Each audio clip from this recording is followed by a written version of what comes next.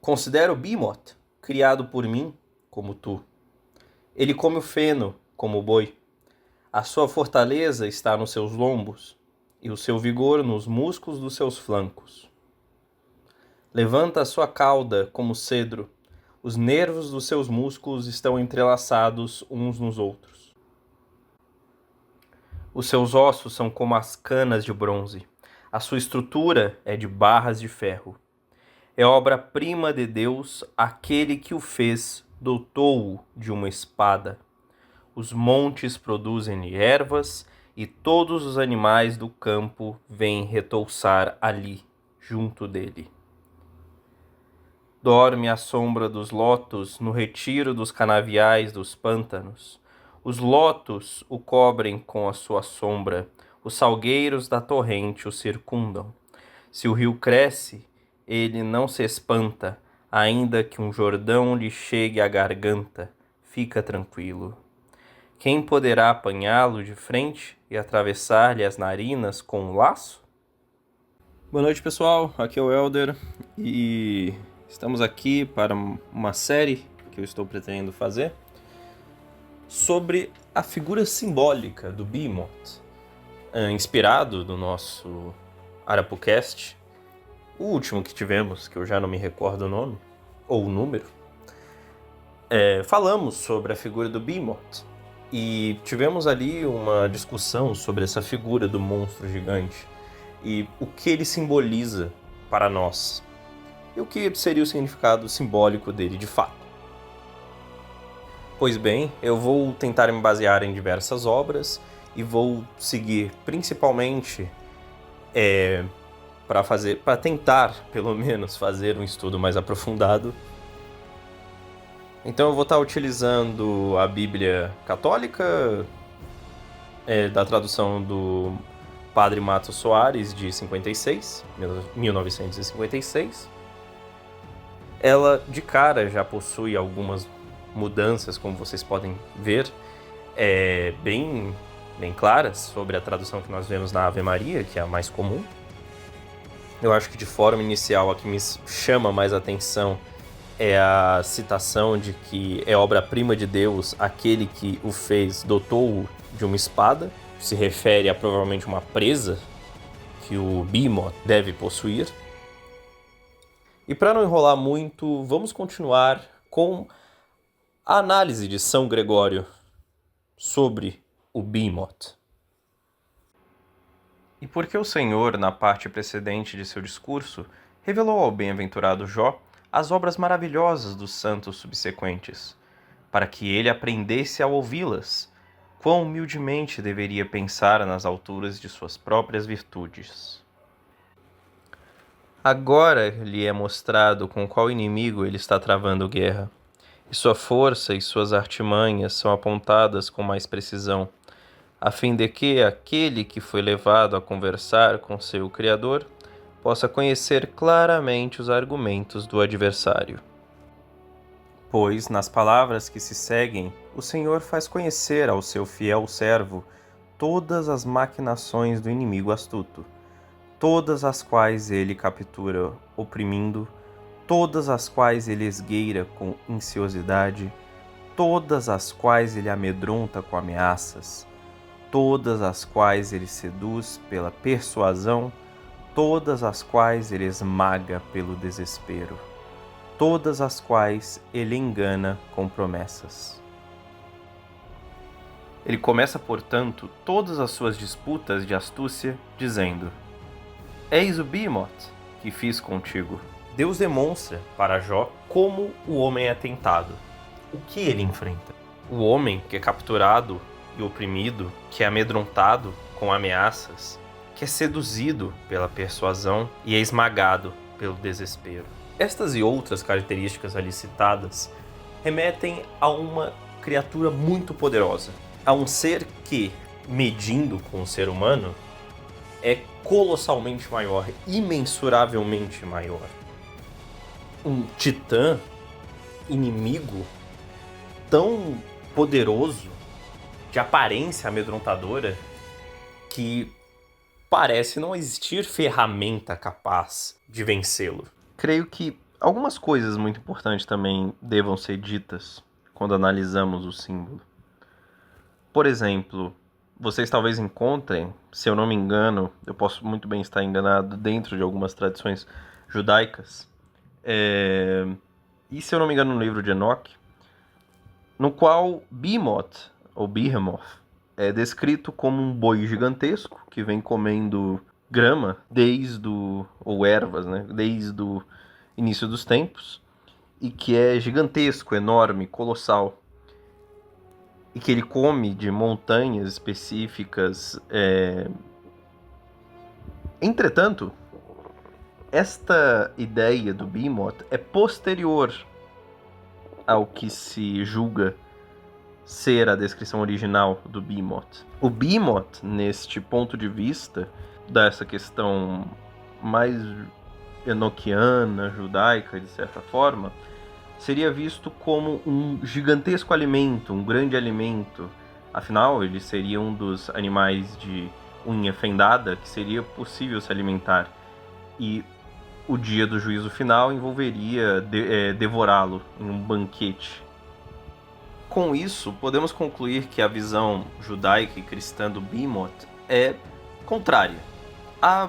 Analisando assim mais profundamente essa questão de São Gregório, é possível dizermos que o Behemoth, ele é esta figura do gigante a ser vencido. Ele cai naquela questão de que Deus precisa dos homens nessa luta contra a bestialidade terrestre. Mas os homens também precisam de Deus. Acaba sendo uma figura de espiritualização crescente, onde, dessa forma, os esforços do homem não devem contar só com as forças do alto para triunfar. Essa figura do gigante é um apelo ao heroísmo humano. O gigante representa tudo aquilo que o homem tem de vencer para libertar e expandir a sua personalidade. O nome Behemoth, ou Behemoth, ainda mais com o prefixo Behema, é utilizado principalmente no hebraico para se referir a criaturas grandes, domesticadas. Por isso que você vai ver constantemente algumas pessoas citando o Behemoth como talvez uma espécie de boi, mas o problema é que no começo diz que ele come como o boi, então ele não pode ser o boi, se ele é como o boi, né? Outra questão curiosa, principalmente nessa tradução, que eu estou utilizando na introdução, é que é citado que ele possui uma espada. E o que podemos julgar é que essa espada deva ser, na realidade, uma grande presa, o que, na minha opinião, corrobora com a ideia de que é muito provável que ele seja uma espécie de elefante ou rinoceronte. Ou, se vocês assistiram ali o nosso podcast, pode ver que a gente foi bem além do que poderia ser o Behemoth. Podemos ver esta ideia de ser capturado, por exemplo, e oprimido com o filme King Kong. Apesar de o filme não ser sobre isso, esta cena em si retrata muito bem essa questão de ser capturado e oprimido, ser sacrificado a uma figura muito mais forte que você não tem capacidade, por suas próprias forças, de vencê-la. E você está à mercê dela, você vai aonde ela guiar você, acaba se tornando uma espécie de escravo. Esgueira com ansiosidade seria algo mais voltado a uma espécie de talassofobia de criaturas gigantes marítimas que poderiam estar rondando. Então eu não vou avançar neste pensamento, já que ele inclui mais um estudo posterior, ligado ao Leviatã, que é uma criatura marinha gigante que possui intersecção simbólica e de cunho amedrontador, mas diferente.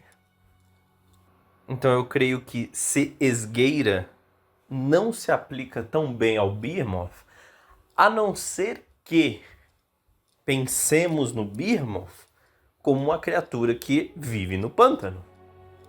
E de fato, Poderíamos pensar nele mais com essa visão voltada ao hipopótamo.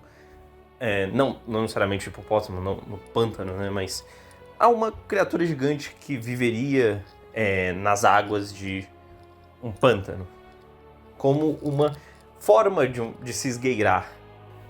Quanto à questão de amedrontar e ameaçar, pela própria existência dele, ele já amedronta e ameaça, como é o símbolo em si do gigante. Independente das intenções dele, o próprio fato dele existir já gera um certo medo.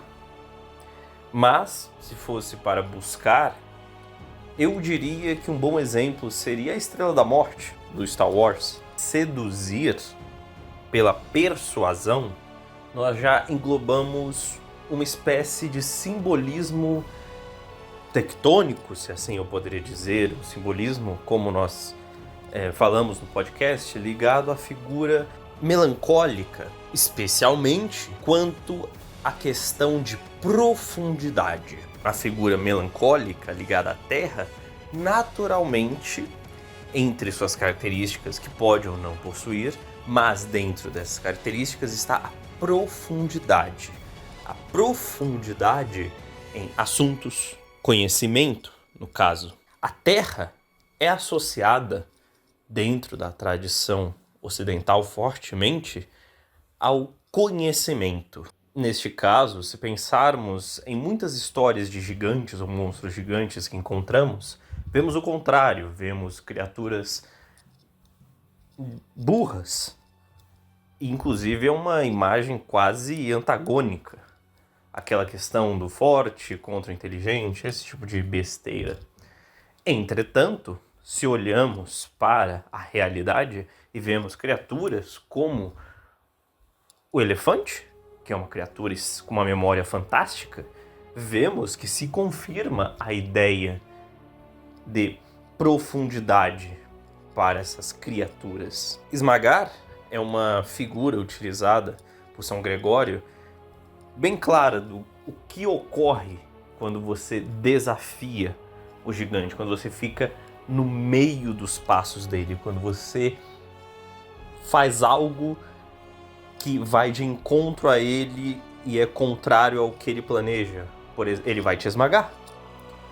Se você for na frente de um elefante, ele vai te esmagar, ele vai te atropelar. Você, por si mesmo, não consegue esmagá-lo. Você não é igual ou maior, você é menor que ele. Você vai ser destruído se não cumprir com o que ele deseja.